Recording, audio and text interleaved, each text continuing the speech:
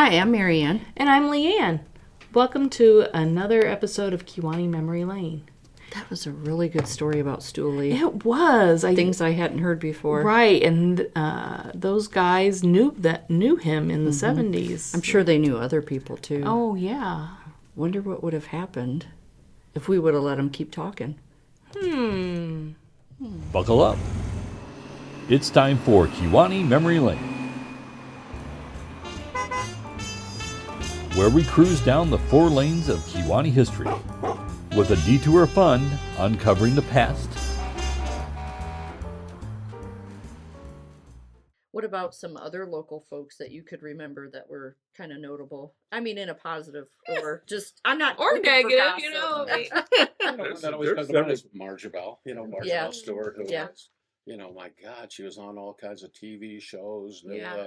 the top politicians. Good Morning America. I mean, She was everywhere and Hollywood pretty- Squares. Yeah. pretty down to earth person. Yeah, yeah.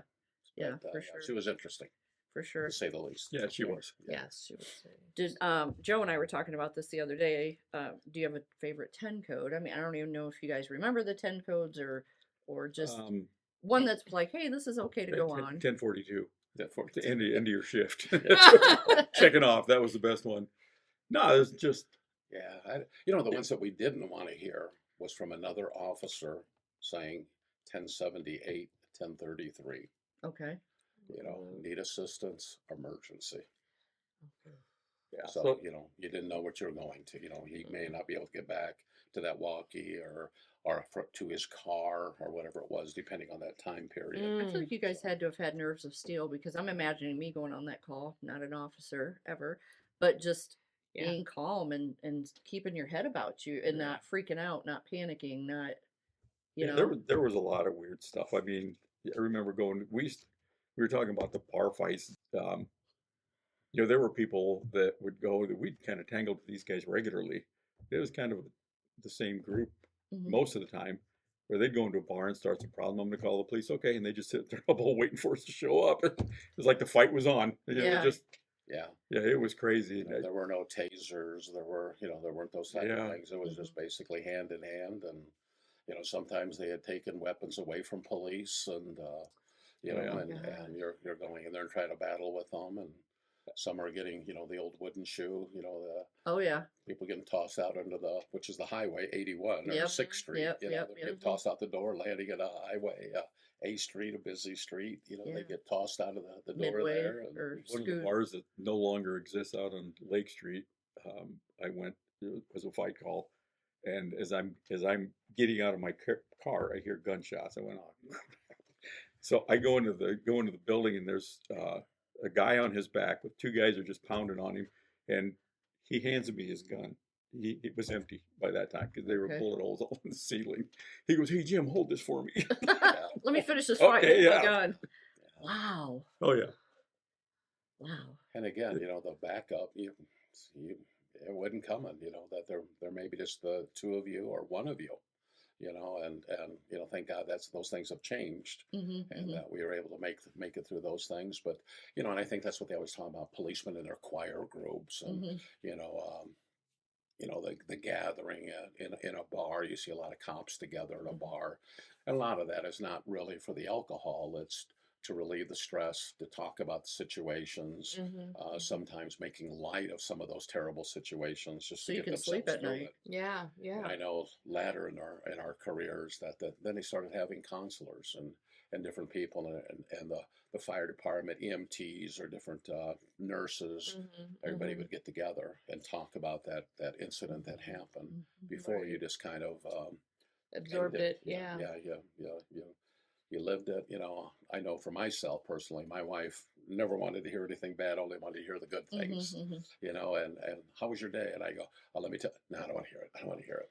I needed the vent. Yeah, So yeah. difficult for them because sure. maybe you're not in that mood that she wants you to be in, or times a little try, and then you've got to go back the next day, and you're wondering, hey, what am I going to deal with today? So, but we made it. We did it. Yeah, you did. Yeah, we did. We did okay. I only ran my head into the wall a few times, but no, I mean there was a lot of stuff that I mean there were times where I just went home and like, Probably the worst time was when we had all the baby homicides that were going. That was About 94, probably 95, oh my somewhere in God, there.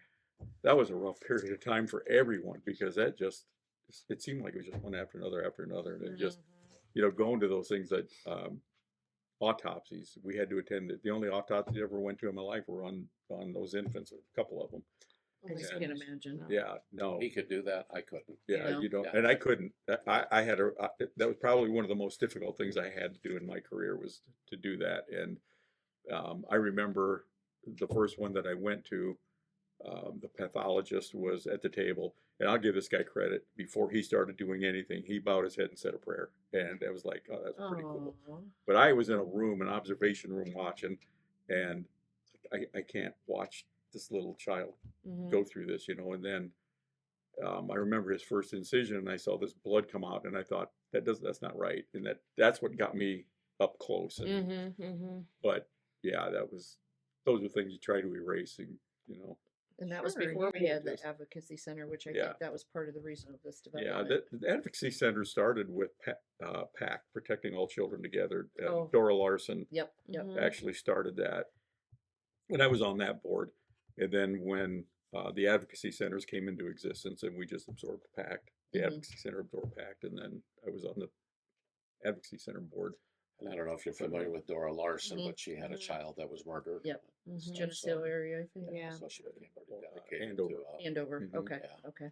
Yeah, and Dora was well, you talk about an activist. Holy cow! I don't know how that woman never slowed down. I heard her She speak once. It was just Yeah. wow. She was and her husband awesome also, lady, yeah. he got involved, and Yeah. they were really a ton of help. You know, and you guys are working, it's not like you're in Chicago and there's some anonymity. I mean, you're working with people and maybe you see people that that are hurt. That has to be hard, to Yeah. walk in on a death or a car accident and, It's definitely not a good feeling when we have to investigate deaths.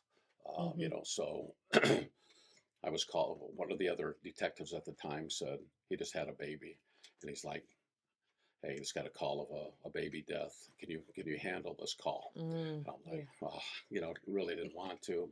And he goes, I can't do it. He goes, I just keep on thinking about my baby. And he goes, I just don't want to see that right now. So I went out to the hospital where the baby was. And when I walked in there, and the parents' name, and they told me, and it was really good friends of mine. Oof. And then it was, I had to push myself forward.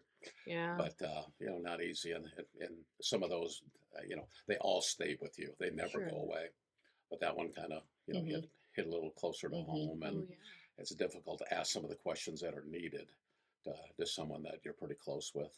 So, but a lot of that, when Joe brought that up about the counselors, a lot of that is then. I mean, even now, when you get the military guys coming back and they're suffering from PTSD that no one recognized ages ago. Right. Like, Right. now, I mean, there were times where I'd happily talk to somebody Yeah. but there was just it just wasn't available. So you just Secondhand kind of trauma. you just kind of figure out a way to work it out. Yeah. and on top of it, nobody knows your personal life, what's going Right. on at home. So you come to work and you deal with something really traumatic, and then you go home and you've got something near traumatic that's occurring in your lifetime, and it's like, enough's enough. Yeah. and- Yeah. but you deal with it, and Yeah. fortunately, the officers that I'm aware of, did deal with it, and I don't know how well. They never showed it, but I'm sure that stress was overwhelming compared Oh, to yeah. what the normal officers going through, just handling Yeah. one situation. Well, and I think it's helpful. You guys both had supportive families and, And a lot of it, when Joe said you're trying to make light of things, it's not like we joked about things or made fun of Right. things. Yeah. It's just, we joked to each other a lot Oh, sure, about sure, stuff, sure. and it was a good release. We laugh about, different things, and Some of it could be our reactions. Gosh, when you walked in there and you saw this, I looked at you and, your eyes were this big. And, Yeah. and some officers, when they come to a scene and there's something bad happening, they really run. I was one that I'd get out, make that slow walk up because I wanted to see everything that was coming to, and, You're assessing. so we all react differently. And, you try to talk about it, but I think trying to be the macho man and stuff, we come off a little harder than what we need to with ourselves. And now I think you're seeing guys say it's okay to cry. Yeah. You know, Yeah. it's okay to vent and not understand something. Right, You know, right. so. Well, now that we've discussed the bad things, what's a great thing that happened? I To can't me, think of it. to me, I I just mean, just it can't all be bad. no, no. And I guess to me, it's just if you combine my entire 43 years together in one lump sum, that was it. I mean, there were so many bad things, but the good things kind of overpowered all of Well, that. good, yeah. You know, yeah. and I used to tell the newer guys when I was training, it's like, they'd get mad about certain things. I said, tell you what, go ahead and get mad. It's okay to get mad. Don't take it out on anybody. But one day somebody's going to tell you thank you, and that thank you is going to erase all of that. Yeah. And it was just every now and then somebody's, you know what, I appreciate what you did for me. Oh Or yeah. you give somebody a break. It's like, you don't have to arrest everybody. You don't have to Right. write everyone a ticket. Right. Yeah. And every now and then you get that thank you, or somebody come up say, you did me a favor. I'm going to tell you I got some information about this, and things like that. That just all in all, it was great. I don't know. Honestly, thinking back on it, I don't know that I would have rather done anything differently than I what was I just did gonna for a ask that. career. Yeah. Yeah, You guys were good at it, for I sure. enjoyed it. You know, and what Jim has said is so true. But I can remember when I retired, I was up at office supply and I walked in and one of the workers there said, "Hey, could you stop back tomorrow? I want to give you something." And and again, during your career, 90% of the time you don't see good, you see bad, Right. and it's hard not to be jaded. Yeah. But so I went back up there the next day, and she handed me an 8x11 piece of paper that was handwritten, and on it was, "I never thought a police officer would be my guardian angel." Aw. Why is she giving this to me? What are you talking So I about? started looking at this piece of paper, and when I was in investigations, I was out following up on some stuff, and I happened to be in the area of Walmart, and they got a call of a retail theft there, and it was around noontime, during the school year. So I call, "Hey, I'm in the area. I'll go out there and handle that." So I go there, and there's two high school kids there. I won't even say what school, but they were there, and I looked at them because I knew them to be pretty athletic and very academic. They were very smart kids. And I'm like, so I get them in a car, and I'm going to bring them at the station to do the necessary paperwork. And Walmart's like, "We would like to pursue charges." So anyway, on my way out there, I'm talking to them, and they were challenged to do this little theft of like a DVD or CD back then. And we knew it was wrong. We should have never done it. And so I think I talked to the principal. I said, "Do you have any issues with these kids?" "Never." "That's shocking, that these kids would. I can't believe they did it." So because they were juveniles, we have a choice of maybe handling it, through the station, not taking it to court services. And even if it went to court services, it doesn't mean it's going to go into the court system. Right, right. So it could stop there just with a chat with the parents and making sure everything's okay with him at home and that. But I chose just to kind of keep it at the police department. I just did a short report, and I thought to myself, I'll never see these kids again. Well, and talking to them, I asked them, what do you want to do? What are you going to do with your lives? And I always tell kids, I was lost, man. I said, try to have a plan, try to, second backup, things like this. And the one says, I want to be like a rocket scientist, and the other one, I hope to be involved in some type of sport activity, whether physical therapy or, sports medicine. And, so I read that, I kind of got a tear in my eye. And I asked the mom, I said, "So what is your son doing?" She goes, "He works for NASA." And I thought, oh my God, man. He did it. It could have gone so differently. You see those things, but during your career, you, oh wow. I don't think there's a police officer that goes there to try to do a bad job. Right. I think sometimes unfortunately, we come off wrong, or we didn't handle it the way maybe they thought we should have. But we all try our best, and we're all individuals. There are some that are good, there are some that are not so good, but they try. Everybody tries. I was fortunate enough to work with Jim and a ton of fantastic investigators and police officers, deputies. You know, I felt so fortunate, and I tell the new guys, man, if you guys had the people that I had to work with, you'd all be superstars. Wow. Because these guys were great. That's awesome. But, you know, you don't hear those thank yous. And then, you know, we're retired. And I've heard it on several occasions. And I tell teachers now that I'm in the school, you know, hey, you know, sometimes you're frustrated with maybe, you know, a couple of the students and whatever. But there'll come a day when they'll make mention to you that, you know, you helped them. And they were thankful for having you. Yeah. So I'm just going to show you guys this picture. There's that guy in the front row there. So I was just, you know. Brad Pitt, how did he get in there? Brad Pitt is wearing that porn stash. Change a little bit of the colors. Yeah. So I recognize, you know, Tom's still around, and Joe, and Ron Swift. I think there's like 10 of, I looked at this picture the other day. I don't know where it was. I must have been on Facebook or something. But I think out of there's 20 people in the picture, and 10 of those are deceased. Yeah, my cousin's in the back row, Jim Kursak. Yep. Oh, yeah, you just saw he passed, didn't you? Yeah. Wow. Keister. Kewanee. Kursak. Man. Yeah. I'm glad I'm not in that picture. Yeah. I couldn't find one with Kewanee. Good. I need to talk to Deputy Chief Minks, because I think he's working on the history of the Kewanee Police Department, and maybe the museum can partner with him, and I can get in touch with him and see if there's photos we have that we could share, or vice versa. You know, I went through, and I I don't thought it was remember cool. when it was, but I came here, and Larry Locke had hooked me up with a lot of the pictures from like the 1800s, or, Sure. you know, all the way up till present. So they're all in the hallway at the police Oh, department. okay. Yeah. So, yeah. you know, that should be an easy, and they've been, like I said, most of them all came from here. So, Is that Gary? yeah. Yeah, this is from 1970, so you know, guys weren't in this. And one thing I That's wanted an to throw when you were oldie, too. talking about, you know, the God, police yes. officers and eating and whatever. Yeah. When I first started, there were several of the guys who still were at that point where they would take canned food of some sort, put it in the engine area of their car, Oh, yeah. and they ride around. They said, Yeah. you know, for this type of meal, you ride around for 2.5 hours, and it's warmed up. And they pop the can Yeah. open. That's like an MRE. Yeah. So they would eat that. And I'm like, you gotta be kidding me, you know. Wow. I knew a guy that had a 57 Ford Fairlane that had the front grill sat away from, there was a space between the grill and the radiator, and there was just like a little flat spot in there, and he used to put beer there in the wintertime and do his booze cruising, and it stayed ice cold up there, so he'd stop and pop the hood. Wow. Well, Wow. Yeah.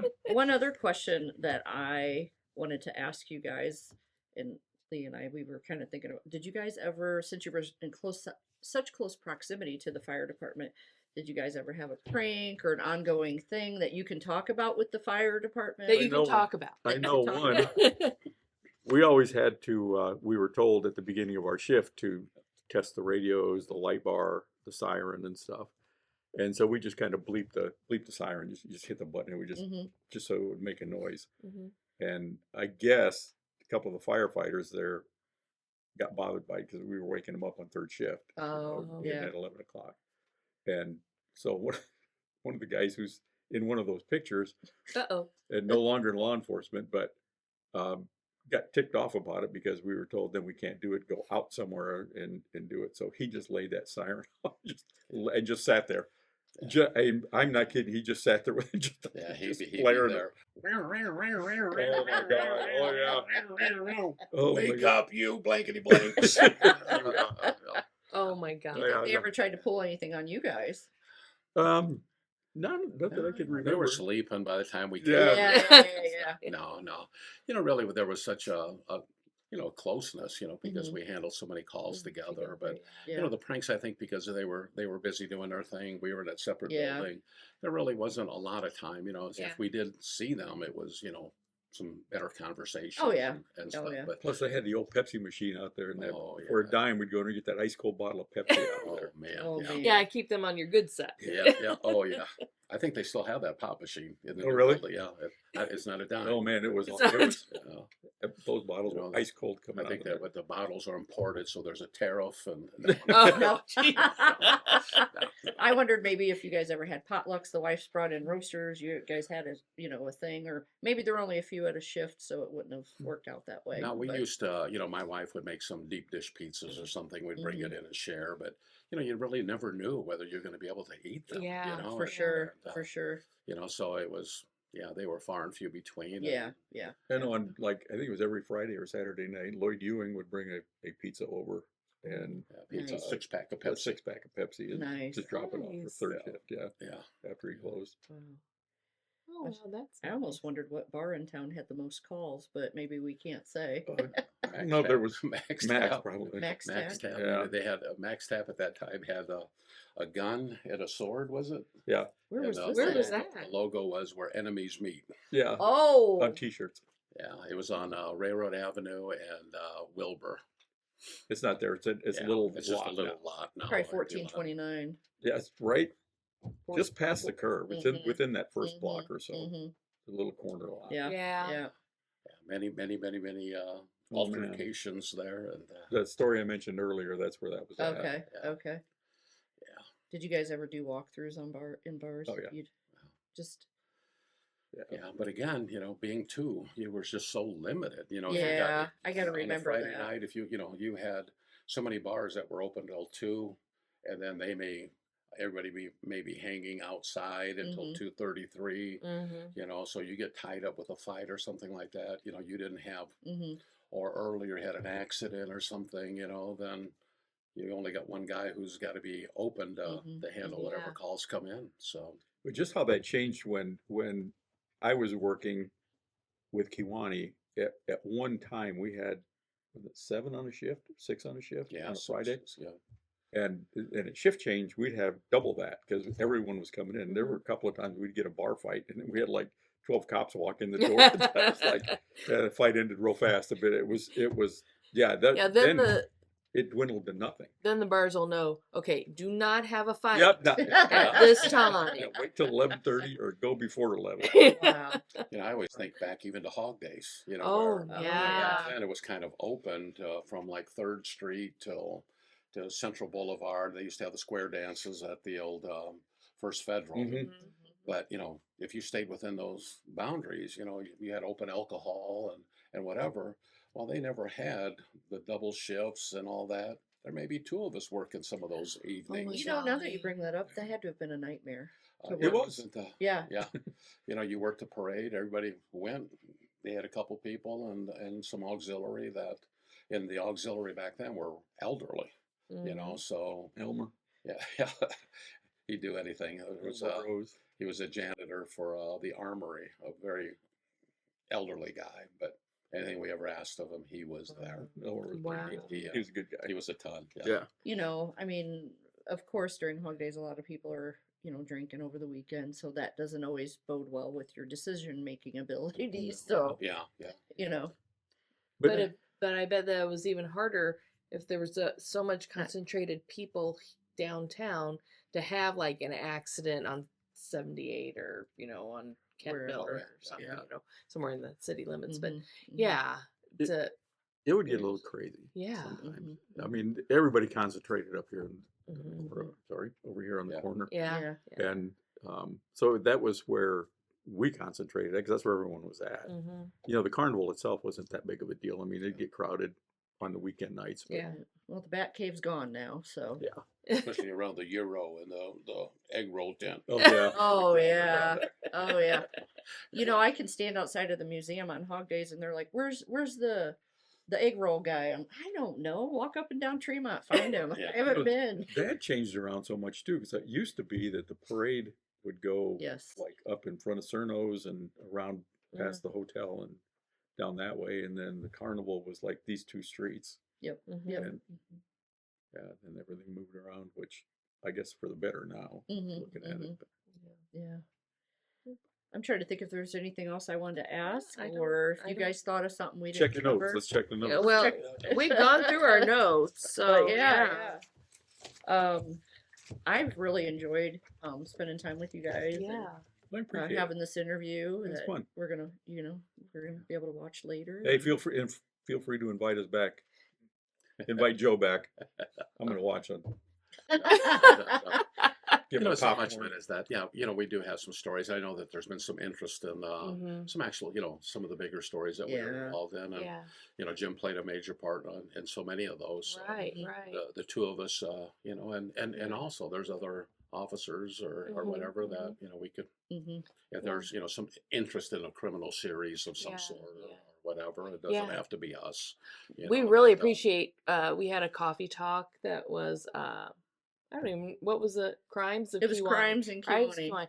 And you came and Did a we didn't have on-the-spot to do any. presentation, We and didn't have to. It do was anything. great. I was just, and the crowd was just Like, mesmerized. yes, and They that was were like one of totally the into it. biggest crowds. that day. You wouldn't have believed it, Jim. I was actually talking. No. I know. That surprises me. I'm surprised you're sitting here still. It was really good. Yeah. And the other thought I had escaped my brain. so It was a good one too. But that's just him saying that, though, it kind of reminds me of something, and my wife will flat out does not believe this, but it was because of him and because of law enforcement that I kind of came out. When I was in high school, you and I were in a room together, I wouldn't get a word out of my mouth. I was painfully shy. I'm not kidding you, I was. And he's Mr. Outgoing over here, talk to the devil himself if he wanted to, but that and then getting into law enforcement because it kind of forced me to talk to people that I'd never seen before, So that really helped. But yeah, it's hard to imagine. And I think back about it now, it's like, man, it was so stupid to be that shy. And I don't know why. It's just. I've been told by my husband I don't know a stranger, and also I probably came out of the womb talking. I think so.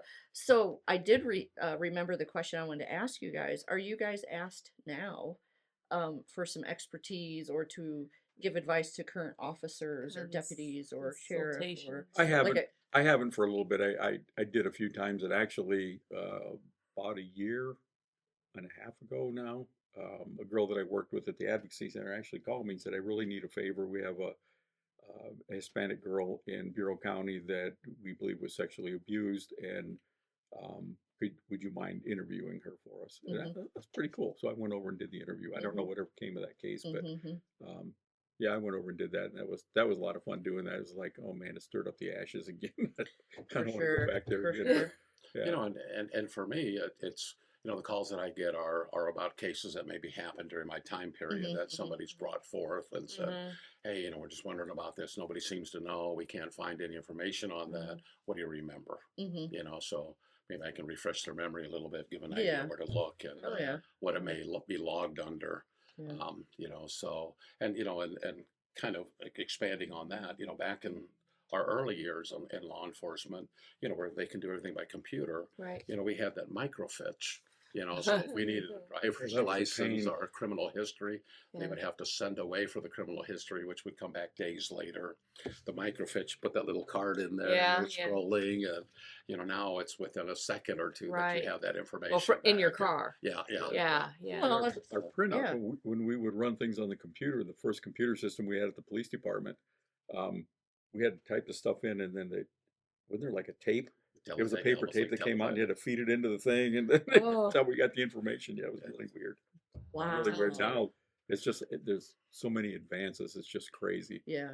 And I do want to touch on something that Joe said a minute ago, because I always said this whenever I'd have to have a speaking engagement somewhere, that Henry County was very fortunate. People didn't see it that way, that they had such a dedicated group and well-trained officers that were and are here, and it's only getting better. And I remember going to the sheriff's office first, because Kewanee Police Department back then, I don't know what the problem was. It was a reputation, whatever the deal was, but I remember going to the sheriff's office and driving down the road in my squad car, and people would wave at me, and I'd kind of wave back at them, and I'm thinking that was really weird because they waved with all 5 fingers that time. In Kewanee, that did not happen all the time. So, but things got better, and it has improved tremendously. That the guys and me likewise working with Joe and the other agencies, state police and other agencies that we were always tied into with similar crimes in Knox County or wherever, and we were very fortunate to work with a lot of talented people. That's awesome. Yeah, and when I start telling a story, I start thinking back, and I can remember what this detective did or what this one said, and things that kind of kicked in, and I always try to remember and hope that hey, I could be able to get that through on when I'm interviewing someone. But the talent was just amazing, and I think about those guys so often, but also when I see these newer guys, the things that they have to work with, it's just like, why couldn't we have a little bit of Yeah, I that? know. Yeah. It's, everything we did was this. But it Yeah. should, and they're good officers too, but just how much more you guys had to do on your own just shows. Yeah, we your actually had to write ability stuff to down. adapt. Yeah. Sharpen a pencil. But the thing I will also say is that it's so difficult for them now because law enforcement and the laws are not what they used to be. Right. Yeah. When for an example, if we arrested someone for a residential burglary, the law said that you are mandated to serve a minimum of 5 years in prison. Wow. Now you do a residential burglary, you get a notice to appear, you go. If you were caught with a gram of cocaine or meth or whatever it may be, you went to jail. Now you get a notice to appear. They go back minutes later, they're hitting it again. So many things are being repetitive that they're just allowing these people to continue to do. And it's so frustrating to come to work and have to struggle to get those arrests and see that person go home before you do. The world has changed, and we are fortunate where law stuck. We had fantastic attorneys that in the state's attorney's office who really supported us, helped us through a lot of cases, and I think they probably still have that support, but because of their hands being tied, Right. Yes. it makes it more difficult for the We were officer. lucky prosecution wise because we had, Joe and I both worked with some tremendous prosecutors, Ted Hamer, Jeff O'Connor, Terry Vandersnick. Patton, Vandersnick. These guys could take a case that was not questionable, but maybe needed just a little bit more to put and could get it through. And Jeff O'Connor was awesome with that. And but we were lucky that we had the prosecution. Joe and I were both part of a major case squad, and we were talking about that the people that we worked with, and we'd had a homicide case, one that I can remember that comes to mind anyway, that there would be a couple of us observing the interview. We'd have two officers or two detectives doing the interview, and the others would be watching through a window or whatever on camera, and could pick up little things that the person being interviewed was doing, and we'd go, hey, take this away from them or do this, and just little things that we were picking up that they weren't picking up because they're in the middle of doing that, That makes so sense. that was that was a lot of fun, being able to work together with a group and the guys that we worked with, man, and girls. There's a couple of girls that we worked with also, but yeah, that was pretty cool. So when you guys retired, you felt like the time was right for you? It was time to move on to the next chapter, or?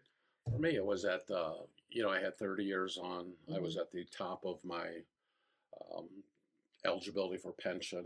That if I stayed, I was going to be working for 25%, and 25% of not a whole lot isn't. I enjoyed what I did. I felt that I still had some good years. There was an officer that was waiting to be hired, and because of his age, may not have been hired. But I think I was ready. I was in investigations for a lot of years. And because of all those sex abuse and child abuse and child murders and those things, it had built up, and I needed to get away from that. And the last 3 or 4 years, I was as the deputy chief, so I was able to help them with training and working with, officer issues or citizen issues. So that that time went, but I felt that I didn't really have a lot more to offer. There was a lot better talent coming up, newer, fresher. And so it was time for this old guy just to go on down the road. So it's kind of for me too. I was ready, but I wasn't. I was ready at the time, but probably a week after I put in my notice that I was going to retire, I thought, why the heck did I do that? But it was a period of time. I lost my brother Ralph, and we were all pretty close, and he died at 60, and the guy didn't get to collect a pension, didn't get to collect Social Security, and I thought, that's not going to be me. Right. I've got too much going on. I've got too many things to look forward to, And then I'm just going. And then probably a week later, I thought, man, I wish I wouldn't have did that. But Yeah. now it's okay. I'm good. Yeah, yeah. I'm totally good with it. Yeah. And but it's fun, and just not having to do that. Yeah. I know when my cousin Rick retired from the force, he has his mowing business and snow. He's like, and I think he had started that before he retired. He's like, how did he have time to do everything? It's just amazing once you Rick retire. he didn't sit still. I don't think he sits down. No, he didn't. We used to go to Rick's house at 7:00 in the morning and play cards. And after get off a third. Sue would Oh my make, God. his sister Sue would make crock pickles, and she had these great big crocks with just loaded with these pickles. God, they were the best I ever. would say that sounds so So good. Yeah. 7:00 in the morning, we're at Rick's house playing cards and eating pickles because that was like somebody getting off a day shift. Oh, yeah. Yeah. Wow. That must have been over on Boss Street. Yep, it at was. Aunt Marie's house. Yeah. Yep. Well, no, it was actually Rick bought a house just a couple houses down. on the Oh, opposite that's side of the right. street. He did. Yeah. Yeah. The funny thing about retirement too, as a police officer, you get your 30 years in, so you're at that end of your time. But I was only 52, so I'm not handy. And after about 2 weeks at home, the wife's looking for a job for me. Yeah. Oh, all of a she sudden did- he's home yeah. a lot. Yeah.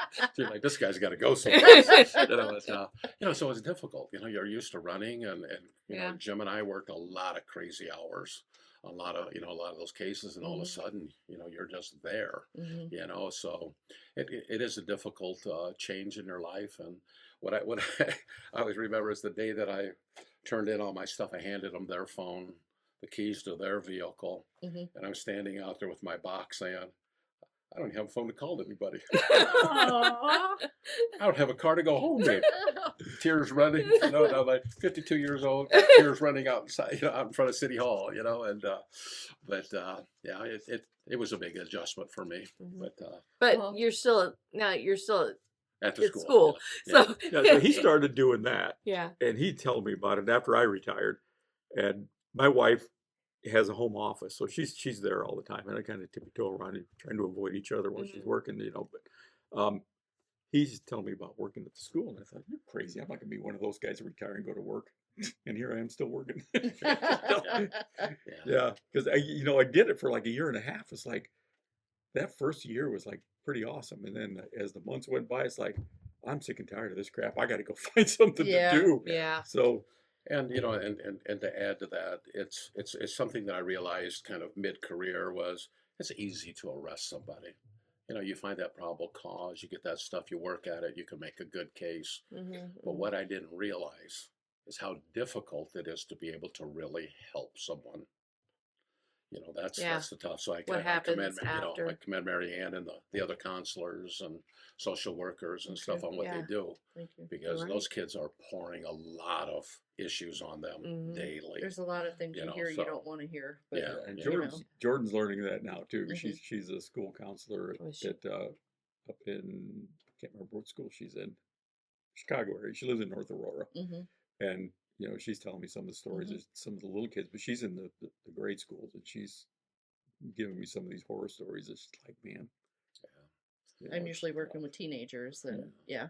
And the thing, we It's never know always what goes different on every behind day. closed doors. Yeah. That's, Yeah. You don't know what Yeah. they're bringing So, to yeah. school Right. with them. yeah, so. and she's heard some of my stories, and she handles it really well. Yeah. I'll give her credit. And I mean, all you guys, I've worked with a lot of counselors and stuff, Yeah. and it's like, Think I might have sat around the table with you one time at the courthouse with the advocacy center to see if there was enough to go proceed on a case or something, probably. So this was a long time ago. So anyway, well, And ending, I think we could go on forever. Mhm. So I think it's time to maybe. yeah. Well, I have some other things I wanted to show you guys when Oh, we're sure. done. That's but fine. yeah, I want to thank you guys again for Oh, no joining us. problem. This Yeah. was It's been awesome. awesome. Yeah. Thank you so Just much. want to respect the work that you guys have done and the years of service. Yes, and thank just, you for your you. service Yeah. to Henry County and Kewanee. and We're only a small part. There are a lot Yes, of guys yes. doing yes. it. But you're here. Yeah. and I Thank know you. our families go back a I'm gonna little have bit. another so- donut. We're All gonna. I started on a donut. I'm ending on a donut. Okay. Yeah, no. Well, we want to thank you guys for coming and talking to us, and I hope that you guys have enjoyed a little trip down memory lane. And yeah, Kewanee Memory Lane. See you at the museum. We'll see you at the museum. Bye.